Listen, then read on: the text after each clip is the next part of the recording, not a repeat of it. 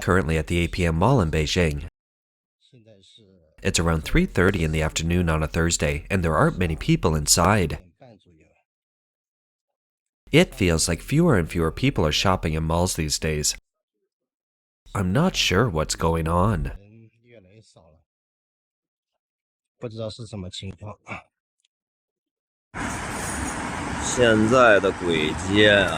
Guizhou Street in Beijing is deserted now. Eerily quiet every day.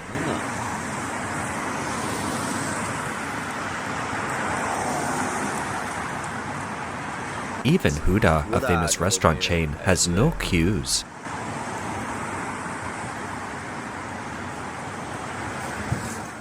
China's economic downturn is most evident in Beijing. As of early 2025, Beijing's permanent resident population is approximately 21.83 million. However, sources indicate that the once bustling streets of Beijing now have a significant number of shops. Local residents lament, "We're just getting by," and are hesitant to spend. Meanwhile, layoffs and unemployment have become particularly prominent in the past 2 years. Many large companies in Beijing have downsized or relocated, leading to significant job losses, and the overall employment environment is far from optimistic. Goodbye, Parkson. An era is ending. Parkson, turning 30 this year, will close at the end of the year. What's disappearing over the next years isn't just old brand department stores, but also the vibrant, bustling atmosphere. How trendy was Parkson's arcade back then? Gao Yuan even filmed a movie there. In the 90s, visiting Parkson was a fashionable experience. The bright lights, open counters, and dazzling array of goods offered a novel experience that traditional department stores couldn't provide. I remember 20 years ago when we waited for the bus back at Daxing at Fuxingmen, Parkson was a place we passed by every day. The blogger says that walking into Parkson now is a different story entirely. The mall is sparsely populated, and most clothing brands have started clearance sales with discounts of 10 to 50%, preparing for their closure. Friends on Chaoyang Road, I'm sorry, my noodle shop, which has been open for 2 years, is closing today.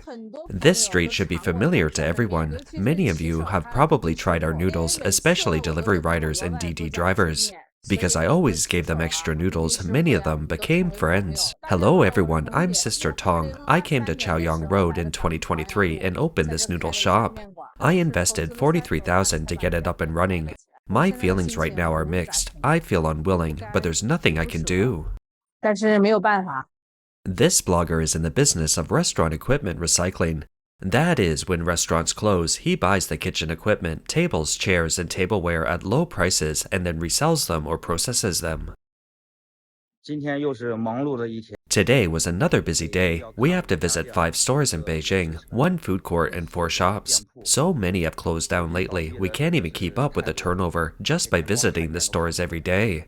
This food court has all 30-odd stalls closed. In this one area alone, over a dozen stalls have been completely demolished. There's just too much stuff, I won't go into detail. We'll prioritize selecting equipment in better condition, such as 4-door leather freezers and welded water tank shelves. The rest will just have to be smashed and disposed of as scrap.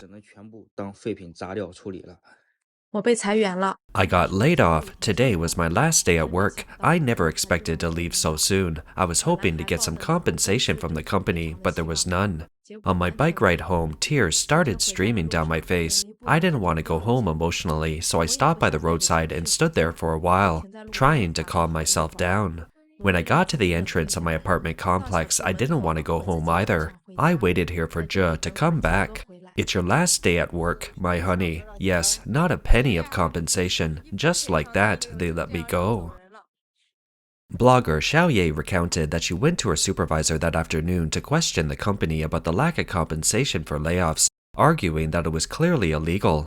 The supervisor responded, "There are many illegal things. You can sue us. As for whether the company will still exist in 2 years, that's hard to say." Xiaoye was shocked. She understood the company had no intention of paying a single penny in compensation. She lamented that she had been in Beijing for 10 years, working at this company for 6, spending the most critical stages of her life there, from marriage and pregnancy to childbirth. She never expected to leave in such an unpleasant way. Although the current economic climate is unfavorable and many of her friends have also faced layoffs, she still envies those who receive compensation. She and her husband chose to come to Beijing after graduation, stumbling along the way. Both came from rural areas with only one thought in mind: to make a name for themselves in the big city through their own efforts. She had considered the possibility of unemployment, but never imagined it would end like this. However, since it is this way, she can only bravely move forward, remaining optimistic regardless of the outcome. Do you know how tough it is for brick-and-mortar store owners in Beijing these days? I see a restaurant owner, a guy in his 20s, and I used to be one of his regular customers. He's closed down due to poor management. When I ate at this restaurant before, he talked to me a lot. He said that brick-and-mortar stores in Beijing are struggling. After deducting rent, utilities, food costs, and employee salaries each month, there's almost nothing left. He has elderly parents to support and young, irresponsible children to raise. The blogger said that this business owner's business failed, leaving him with debt, and his wife frequently brought up divorce.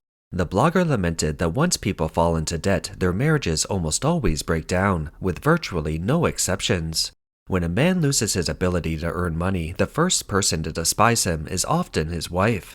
Many people can enjoy happiness together, but very few can face hardship together. My younger brother and sister-in-law work in Beijing and were also laid off. It's almost the end of the year, so the layoffs were quite sudden. They went to work happily this morning, but were called in for a talk as soon as they arrived.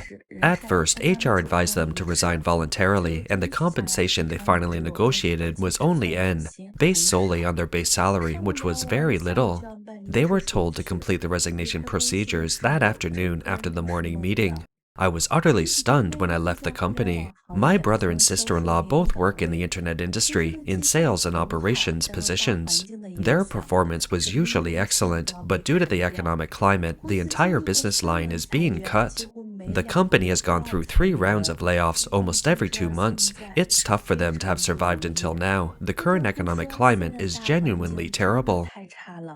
Blogger Shishi said she was laid off at the end of May and hasn't found suitable work since. Now, her younger brother and sister-in-law are also unemployed. Her mother, 56, works at a restaurant to ease their burden and is very worried about her brother after learning about the situation. Their family is simple, hard-working people from a rural area in northwest China. Their only way out is through their own hard work. Their father passed away early and their mother raised them alone, which wasn't easy. Therefore, Shishi has been very sensible since childhood, studying hard to improve her family's life. After graduating from university, she started supporting her family, paying for her brother's education and her mother's living expenses. Fortunately, her brother is also hardworking. After graduation, he worked hard and now earns over $1,400 a month. But this year, just before the Lunar New Year, he and his sister-in-law were both laid off again. Her mother hasn't been eating or sleeping well these past few days. When she gets home, Shishi comforts her, saying, "We've survived so many hard times. What's this little difficulty? We'll face this calmly." She believes that as long as the family works together, things will get better. 决定闭店了，永久闭店。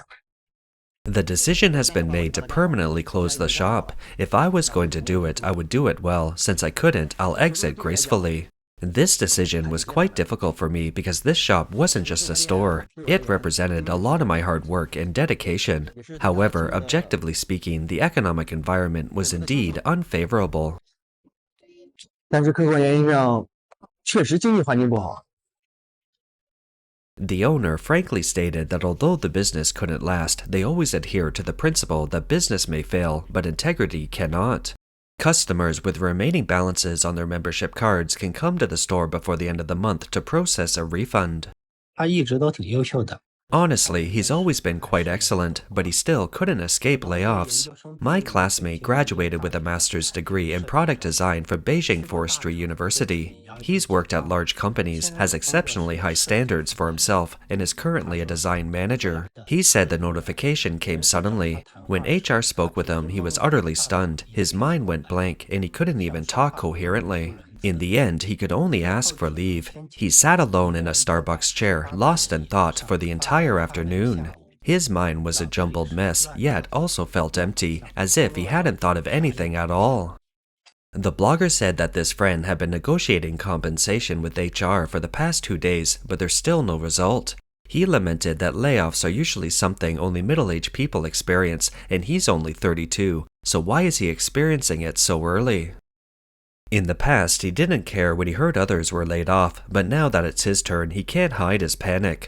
The blogger plans to treat a meal this weekend to comfort him. After all, people can eventually find a way out. Xiao Min, a 34-year-old unmarried woman working in Beijing, has been searching for a job for 6 months after losing her job. Today, her boss finally informed her that she could be offered a permanent position, but she's hesitant. 我是去年12月份 My employment contract expired last December, and the company didn't renew it. For the first half of the year afterward, I spent the entire time job hunting, but the process was complicated. I was rejected by all sorts of companies, either because of my age or because they worried about my future marriage and children.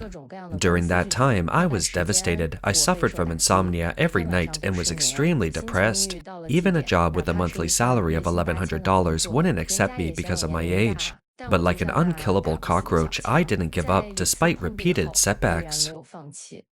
Xiao Min said she had been asking around for job recommendations and finally found a decent job in June, but the probationary period was 6 months. Today, HR suddenly notified her that she could be offered a permanent position and asked her to prepare the necessary documents. However, at this moment, she began to hesitate. Her mother had warned her that if she hadn't found a partner by the end of the year, she wouldn't be allowed to stay in Beijing to work next year and would have to return to Inner Mongolia to get married, so her family would be at ease. She was conflicted about whether it was still necessary to participate in this probationary period review and interview. She admitted she didn't know what to do and could only seek advice from netizens. 近期非常火的海龙电子大厦 The Hailong Electronics building, once incredibly popular for electronics, is now completely empty, used mainly by educational institutions. It used to be said that Zhangguancun was China's Silicon Valley, the richest village, but now it's deserted and lacks any vitality. 现在都已经很荒废了，没什么人气了。 The blogger lamented that this place used to be bustling with people at this time of day, with the elevated highways packed, but now it's almost deserted. This is a direct result of the economic downturn. Many office buildings are vacant. The former prosperity is gone. 打算结束9年北漂 I'm planning to end my 9 years in Beijing and return to my hometown in Hebei. It's a little past 7 a.m. now. I've been thinking about this all night, and honestly, I never imagined I'd make this decision. I recently went through a layoff and became unemployed. I sent out nearly 200 resumes, but all of them went unanswered. Rent is due early next month, a hefty $2,800. These things are weighing on my mind like stones, making it hard to breathe. Actually, I've been quite anxious since becoming unemployed, and my sleep quality has been terrible. My floor is covered in clumps of my hair. 是我成把掉头发 Blogger Yang Yang said that during her years in Beijing, she moved about 7 or 8 times and experienced 4 layoffs. The pace of work and life in Beijing put her under immense pressure. Endless overtime, commuting on crowded subways, constant takeout orders, mounting rent, and countless late nights left her feeling physically and mentally exhausted. Therefore, she decided to take a break from Beijing. Some netizens suggested that she find a cheaper apartment as many places are available and then settle her belongings. She should go home for 10 days to 2 weeks to rest, think things through, and understand the job market back home. Actually, it's harder to find work back home. There are relatively more opportunities in Beijing. Besides, after living in Beijing for so long, she wouldn't feel comfortable going home unless she had a suitable entrepreneurial project. 11月的最后一天 On the last day of November, the Fangcheng Road store closed down. After joining Lianjia, I spent 90% of my time at this store. For me, those dozen or so winters and summers weren't just numbers. They were the ray of morning light after starting work and the starlight after seeing clients off at night. The youthful years I spent here with many colleagues. I initially thought the store would close in early November, but it was delayed for another month. Perhaps because I worked at this store the longest, my feelings for it are probably deeper. Those dozen or so winters and summers brought happiness, joy, and frustration. My colleagues have all moved to new stores and were adapting to new environments. The blogger stated that with the closure of his old store, his life has entered a new phase. After all, at this stage, the responsibilities and obligations on his shoulders are heavier, and he hopes to begin a more beautiful and refreshing chapter in the new store. As the economy declines, social controls in Beijing are becoming increasingly stringent.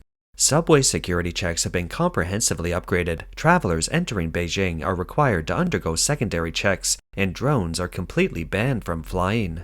Recently, someone posted an article online titled, "A Reminder for Those Planning to Travel to Beijing Without an ID Card." The article states that security checks become extremely strict when entering downtown Beijing.